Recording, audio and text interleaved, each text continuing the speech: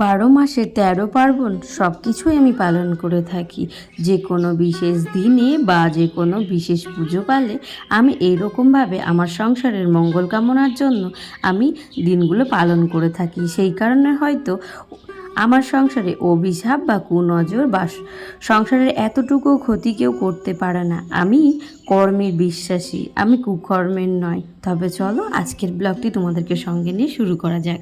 Hello বন্ধুরা, দেখো ঘড়ির কাঁটায় বাজে এখন 9:30। সংসারের যাবতীয় কাজকর্ম সারতে গিয়ে 9:30 বেজে গেছে, আর কাজ যেন একেবারে হাতে এগোচ্ছে না। তার কারণ বাইরে প্রচণ্ড বৃষ্টি। বৃষ্টি হলে বুঝতেই পারছো, একেবার থামা তারপরে আরেকবার কাজ করা। তো এরকমভাবে ঘরের কাজ টাজগুলো একেবারে কমপ্লিট করে নিয়েছি। আজ যেহেতু জন্মাষ্টমী, ঘর দুয়ার পুরোটাই মোছামুছি, সব ধোয়া কমপ্লিট হয়ে গেছে। রান্নাঘরটা পুরো ডিপ ক্লিন করেছি, রাত্রিবেলাতে আবারও একবার মুছে নিয়েছি।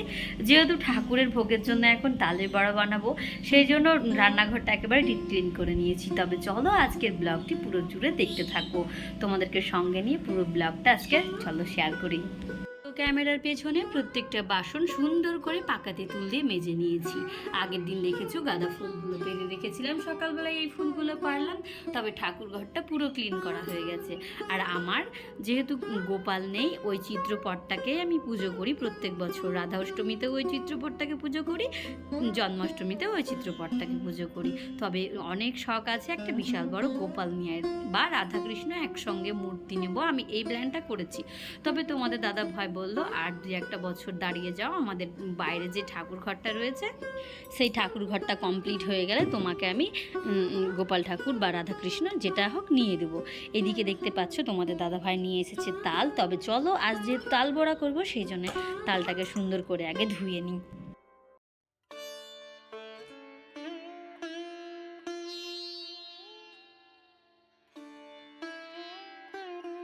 চলো তবে তালটা ছাড়াতে ছাড়াতে আমি আমার পরিচয়টা দিয়ে ফেলি।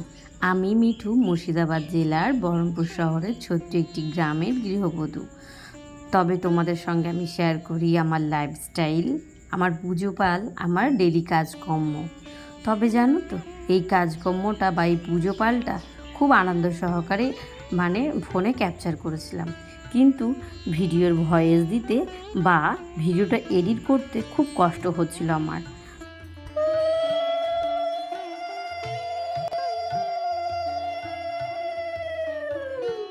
তবে সেই কষ্টটার উপরে পাথর চাপা দিয়ে আবারও ভিডিও এডিট করতে আসলাম, আবারও ভয়েস দিতে আসলাম। জানি না তোমরা কত ভালোবাসা দেবে এই ভিডিওটায়।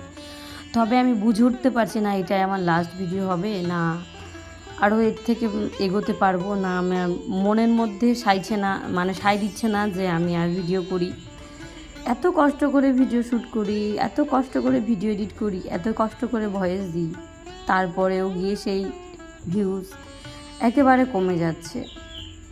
যদিও যারা ব্লগ করে প্রায় আমি 2 বছর 2.5 বছর ধরে এক নাগাতার খেটে যাচ্ছি এই চ্যানেলটায়। তবে আমি ভাবছি আলাদা চ্যানেল খুলবো নাকি বন্ধ করে দেবো। 2 দিন শুয়ে বসে চিন্তা করে কাটিয়ে দিলাম। তারপরে থাকতে না পেরে আমি বললাম ভিডিওটা যখন শ্যুট করেছি তাহলে ভয়েসটা দিয়ে এডিট করে পোস্ট করেই দিই। তবে তোমাদের সঙ্গে যে 2 দিন আমার চলে গেল বসে থেকে, সেটা হয়তো তোমাদের বলে বোঝাতে পারবো না কীভাবে কাটিয়েছিলাম। যারা এই জগতে আছো, যারা কাজ করছো, সাকসেস পাচ্ছ না বা সাফল্য পাচ্ছ না, তারাই হয়তো আমার এই কষ্টটা বুঝবে, আদার্স অন্য কেউ বুঝবে না। তবে 2 বছরের জার্নি মনে হচ্ছিল যে আজকে পুরোপুরি শেষ। তবে মনের উপর ওই যে বললাম পাথর চাপা দিয়ে ভয়েসটা দিয়েই ফেললাম। যদিও জন্মাষ্টমীর ব্লগটা ভালোভাবে আনন্দ সহকারে শ্যুট করেছিলাম। একের পর এক সব রান্নাগুলো সুন্দরভাবে ঠাকুরের সেবা দেওয়ার জন্য সব একের পর এক আমি সুন্দর করে রান্না করে গুছিয়ে ফেলেছিলাম। প্রথমে করে নিয়েছিলাম তালের বড়া, তারপরে এই যে দেখতে পাচ্ছ লুচি, পায়েস, তারপরেও মালপোয়া। তবে ক্ষীরটা করতে গিয়ে, যদিও ক্ষীরটা আমি করতে পারিনি, ক্ষীরটা আমার ফেটে গেছে।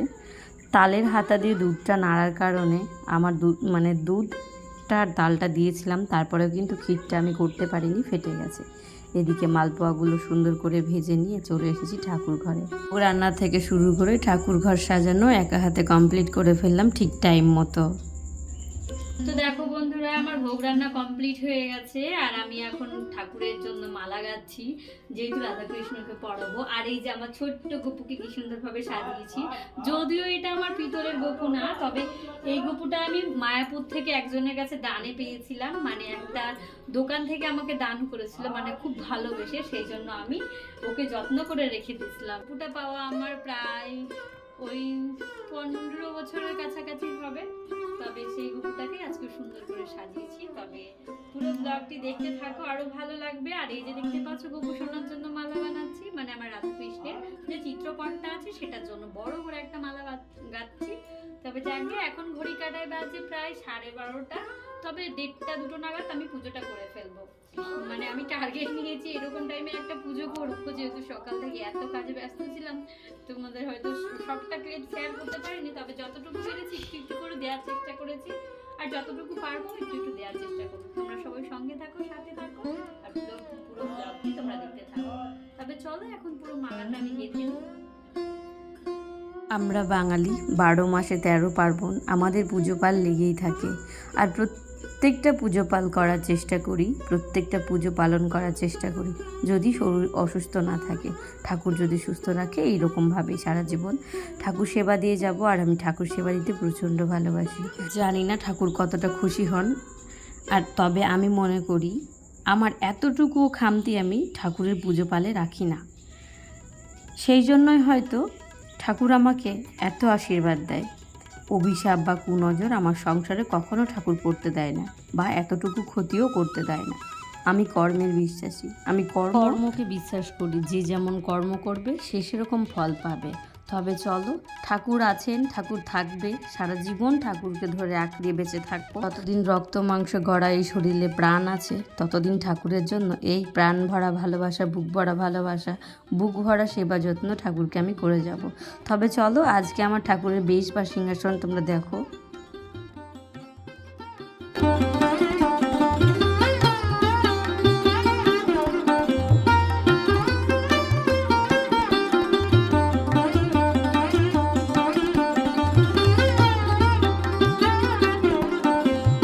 যদিও ভয়েস দিতে বুকের ভেতরটা কেমন করছে, ঠিকঠাক ভালোভাবে ভয়েস দিতে পারছি না, তবে তোমরা কষ্ট করে দেখে নিও।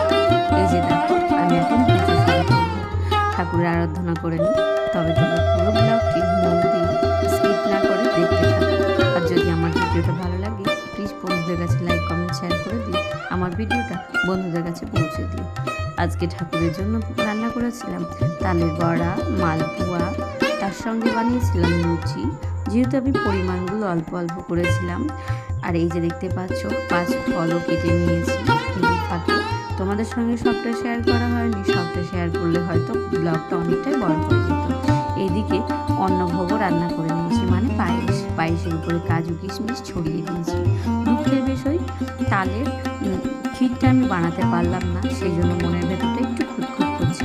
5 রকমের মিষ্টি, কাঁচা দুধ, যা যা আমার ঘরে ছিল কিঞ্চিত মাত্র দিয়ে আমি ঠাকুর সেবা দিলাম। তবে এটা ঠাকুরের কাছে অনেকটাই কম। তবে চলো, ঠাকুরের জন্মদিন উপলক্ষে বেলুনটা আনা হয়েছিল না, মোমবাতি আনা হয়েছে, মোমবাতি দিয়ে ঠাকুরের জন্মদিনটা পালন করছি। তবে যা যা ছিল সেগুলো দিয়েই আমি আমার ঠাকুরের আরাধনা করে ফেলি। ঠাকুর কিন্তু বলেনি যে আমাকে এই দিয়ে পুজো করো, ওই দিয়ে পুজো করো। ঠাকুরের কাছে মনের ফুল দিয়ে এবং মন ভরা ভালোবাসা দিয়ে পুজো করলেই ঠাকুর তাতেই খুশি। তবে আমাদের মন মানে না, আমরা হরেক রকমের জিনিস দিয়ে ঠাকুর সেবা দিতে ইচ্ছে করে। যদিও যতই ঠাকুরকে দিই না কেন, তবুও মনে হয় এটা নেই, ওটা নেই, ওটা নেই, কমে যাচ্ছে, আর একটু জিনিস হলে ভালো হতো, এটা দিলে ভালো হতো। কিন্তু আমাদের মন যে মানে না। তবে যাকে আমার ঘরে যেই সামগ্রিক জিনিস ছিল বা যতটুকু পেরেছি সামর্থ্য মতো চেষ্টা করে কিঞ্চিত মাত্র ঠাকুরের সেবা জোগাড় করতে পেরেছি। তবে চলো, এখন ঠাকুরের আরাধনা বা পুজোটা শুরু করা যাক।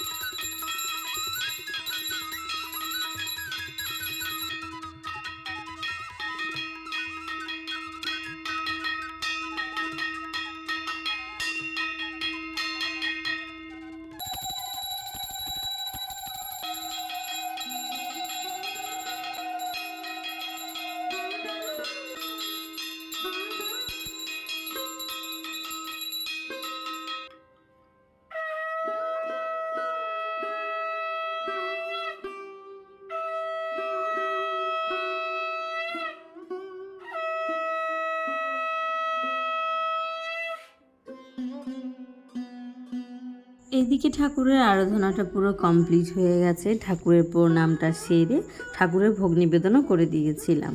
তবে চলো এখন হচ্ছে ঠাকুরের ভোগ তোলার পালা। ঠাকুরের কাছে প্রণাম করার সময় কখনোই কিছু চাই না। ঠাকুর এমনিতেই যা দিয়েছে আমাকে অনেক দিয়েছে, যথেষ্ট দিয়েছে। যতটুকু প্রয়োজন ততটুকু আমাকে সবটাই দেওয়ার চেষ্টা করে। ঠাকুর জানে আমার কতটা প্রয়োজন, কতটা আশীর্বাদের প্রয়োজন, সেই আশীর্বাদও আমি পেয়ে গেছি ঠাকুরের কাছ থেকে। আর এই যে আজ আমার ঠাকুর দেয়া পুরো কমপ্লিট হলো, আর জন্মাষ্টমীর পুজোটাও কমপ্লিট হলো। তোমরা কে কে পুজো করেছো অবশ্যই কিন্তু জানিও। আর আজকে আমার পুজোটা পুরো কমপ্লিট করে নিয়ে এখন আমি ঠাকুরের ভোগ তুলে নেব, তারপর নিজেও একটু প্রসাদ খেয়ে নেব। ব্লগটি তোমাদের কেমন লাগলো অবশ্যই কমেন্ট সেকশনে জানিও কিন্তু। আর এই যে আমি এখন ঠাকুরের প্রসাদগুলো তুলে নেব, তারপরে নিজে একটু খাওয়া দাওয়া করে আবারও যে যাবতীয় কাজগুলো রয়েছে সেইগুলো করে ফেলবো। যদিও প্রসাদ বানাতে গিয়ে অনেক বাসন নেমে গেছে, সেই বাসনগুলো ধোয়া মাজা, ঠাকুর ঘর পরিষ্কার করা, ঠাকুরের প্রসাদগুলো পাড়ায় পাড়ায় বিতরণ করে দেওয়া। সকাল 9টা থেকে লেগে ঘড়ি কাটায় এখন 3:30 বেজে গেছে পুজো পাঠ কমপ্লিট করতে। আর এই যে দেখতে পাচ্ছ সকাল থেকে একা হাতের সমস্ত কাজ কিন্তু আমি একা সামলিয়েছি। তবে মনের জোর, ভালোবাসা, ভক্তি থাকলে তোমরাও পারবে এরকমভাবে সব কাজ সামলে নিতে। একটা মেয়েই পারে তার সংসারের মঙ্গলের জন্য সব বলিদান দিতে। তবে চলো, এই ছিল আজকের ব্লগ। তবে সবাই ভালো থেকো, সুস্থ থেকো, ঠাকুরের কাছে এই কামনাই করি ঠাকুর যেন সবার মঙ্গল করে, ঠাকুর যেন সবাইকে ভালো রাখে। কজন আমার বন্ধুরা আছো সবাইকে জানাই অসংখ্য ধন্যবাদ নিজের মূল্যবান সময়টুকু দিয়ে আমার ভিডিওটি দেখার জন্য। তবে সবাই সব ভালো থেকো, সুস্থ থেকো। আমি মিঠু আজকে এখান থেকে বিদায় নিচ্ছি। তোমার টাটা, বাই বাই। সবাই সুস্থ থেকো, ভালো থেকো।